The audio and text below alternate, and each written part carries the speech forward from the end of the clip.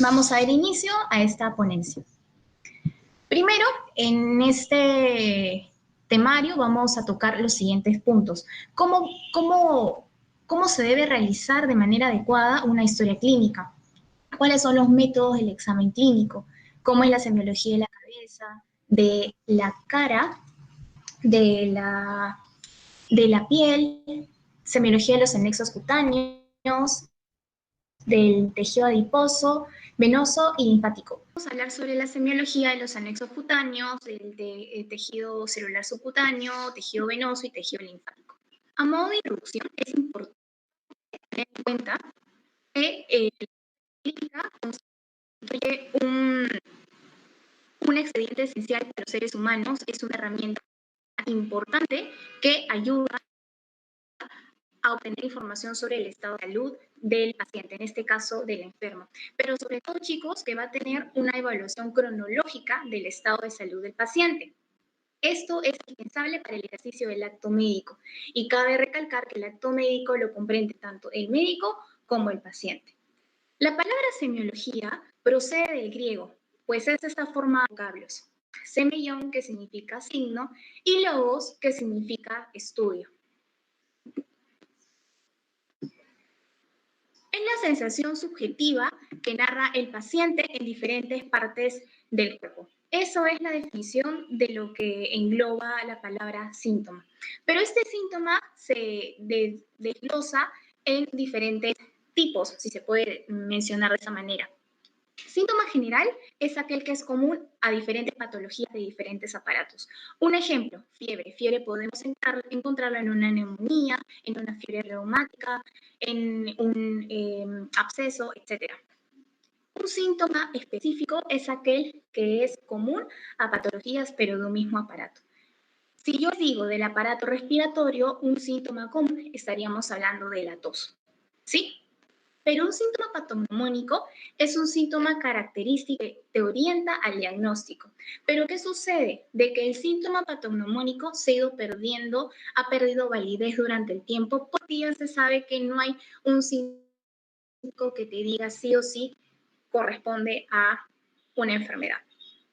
Y los síntomas banales ustedes siempre van a tener durante su entrevista. ¿Por qué? Porque son aquellos síntomas que el paciente va a narrar, pero que no tienen importancia para el diagnóstico. Aquellos de que te desvían del diagnóstico que tú quieres hallar. Empezando con la primera parte de esta ponencia, vamos a hablar de la historia clínica. La historia clínica, chicos, es un documento médico legal.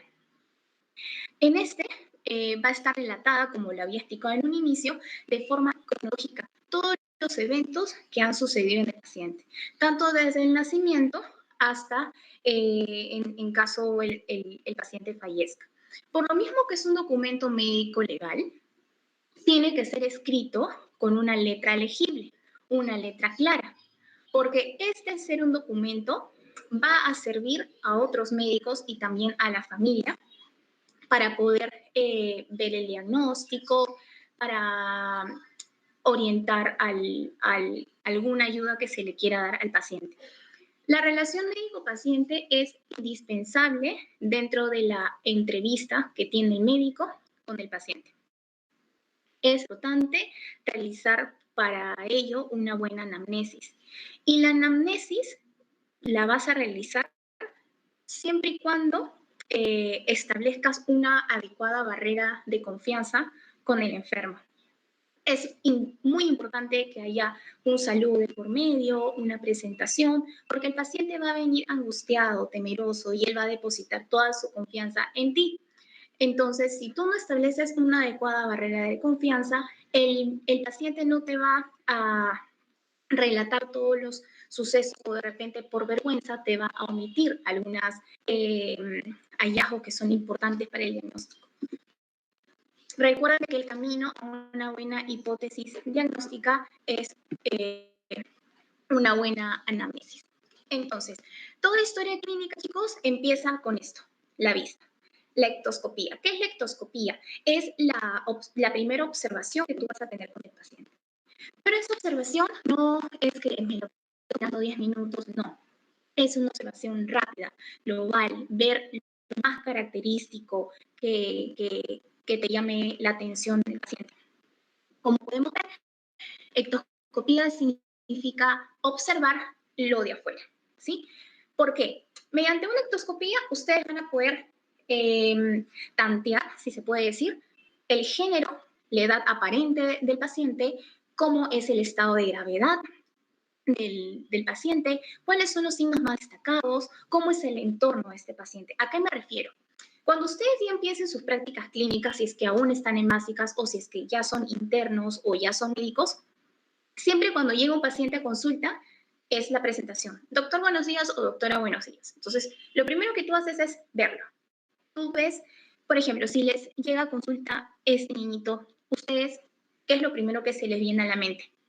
Es un niño de sexo masculino, de aproximadamente 10 años, yo le he hecho, está en un estado desnutrido, a mi parecer. Entonces, y si yo veo el entorno, probablemente es un niño, ¿no? Con nivel socioeconómico bajo y de repente por esa razón no tiene buenas condiciones de asignación, lo cual es propenso a que tenga un montón de enfermedades. Entonces, solamente con lectoscopía ustedes se dan cuenta cómo pueden ya orientarlos o darles como que un indicio del por qué viene el paciente a consulta. Y acá les he puesto unos ejemplos, chicos.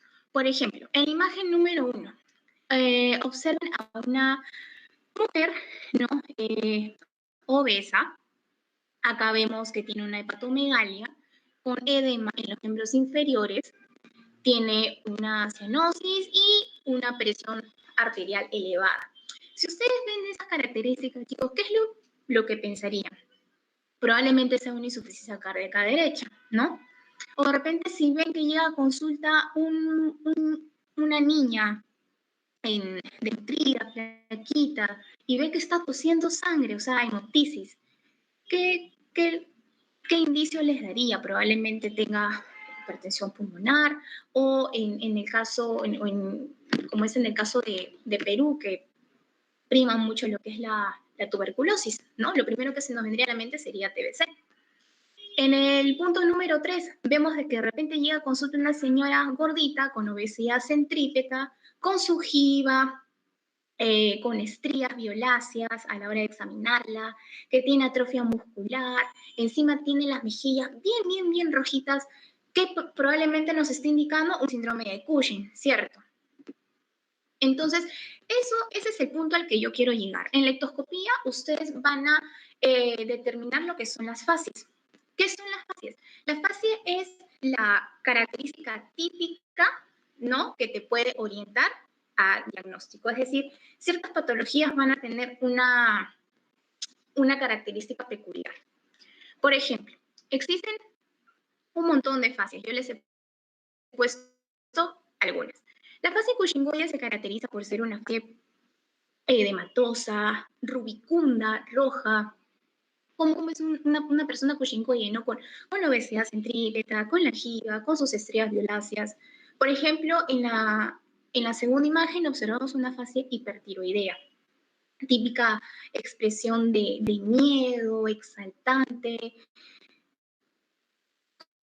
con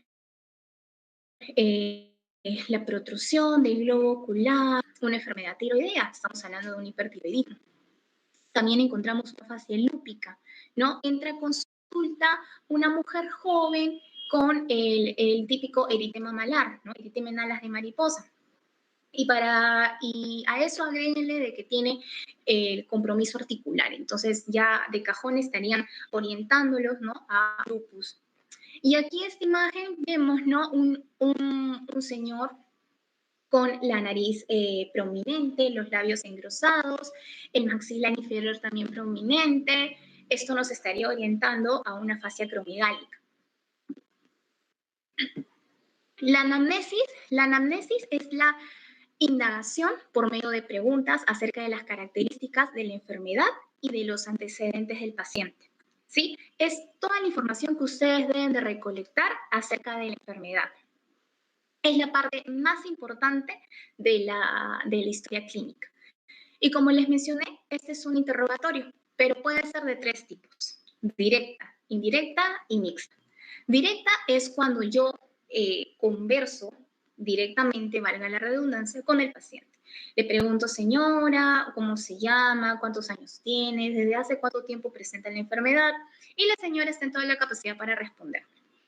Indirecta es cuando el paciente, por diferentes motivos, no puede responder. De repente es un paciente postrado o un paciente que está en coma, entonces tiene a su familia, sea su hermana, su esposo, sus hijas, que me van a dar la información por parte de él.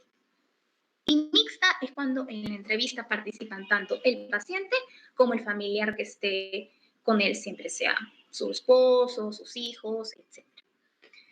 Esta anamnesis se va a comprender datos de importancia civil, como vamos a ver en la siguiente lámina, que son los datos de filiación. Acá yo les he juntado un modelo de historia clínica de mi hospital. Entonces, la afiliación de toda historia clínica inicia con los nombres, apellidos, la edad, el sexo, qué raza es, el estado civil, grado de instrucción, religión, todos aquellos datos civiles que ustedes dirán: ¿pero para qué me sirve? Claro que sí, sirve un montón, porque estos datos civiles nos pueden orientar también a ciertos factores de riesgo a los que puede estar expuesto. Por ejemplo, hay enfermedades ocupacionales. El hecho de saber dónde trabaja, de repente es una persona que trabaja desde la oficina y siempre está sentado, entonces eso nos puede orientar a que tenga riesgo de trombosis, insuficiencia venosa, etc.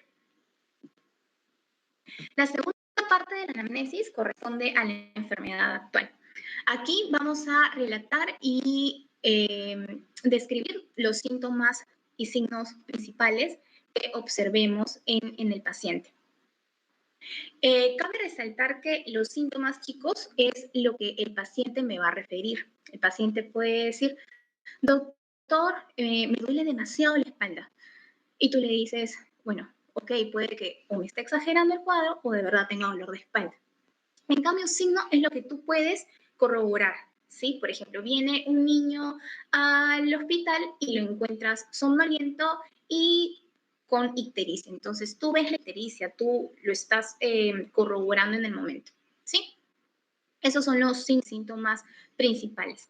Tiempo de enfermedad, cómo ha sido la forma de inicio, brusco o insidioso. ¿Insidioso a qué se refiere? Insidioso se refiere a que tiene un curso lento y avanza poco a poco, pero al inicio el paciente no tiene ni idea de la enfermedad y luego se acentúa. En cambio, una forma de inicio brusca es, por ejemplo, convulsiones, síncope. Es como que de un momento a otro, de golpe. El curso de la enfermedad puede ser progresivo, intermitente, estacionario. Y aquí el relato cronológico, chicos, que es lo más importante, se tiene que relatar en aproximadamente 8 líneas. Es lo que los doctores recomiendan y yo también les recomiendo. Porque este relato debe ser bien minucioso. Minucioso porque de esto va a depender para que pase el paciente a la siguiente unidad y los médicos, al leerlo, puedan imaginarse todo cómo ha sucedido y no se pierda ningún evento importante. Ahora, dentro de la forma de inicio y cronología, es importante ser chismositos, si se puede decir. O sea, el médico siempre tiene que preguntar: ¿y cómo apareció el dolor? O ¿dónde se localizó? ¿Dónde se irradió? Y para esto yo les traigo una memotecnia que se llama Alicia. Alicia del dolor. Por ejemplo, si el paciente viene por dolor, que es lo más, preguntarle: ¿cómo fue la aparición? O sea, ¿hace cuánto tiempo? ¿Dónde se localiza o a dónde se propaga? ¿Cómo es la irradiación? ¿Se irradia a la espalda? ¿Se irradia a los flancos? ¿Cómo es el dolor? C de características.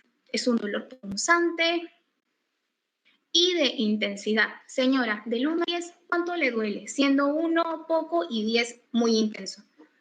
La letra A de cuáles son los factores agravantes y atenuantes. De repente es un dolor o un ardor que calma con las comidas o que se exacerba con las comidas. Entonces, eso ya nos estaría indicando. Puede ser una úlcera de repente duodenal o una úlcera gástrica. Entonces hay que definir eso, ser muy minuciosos en ese aspecto.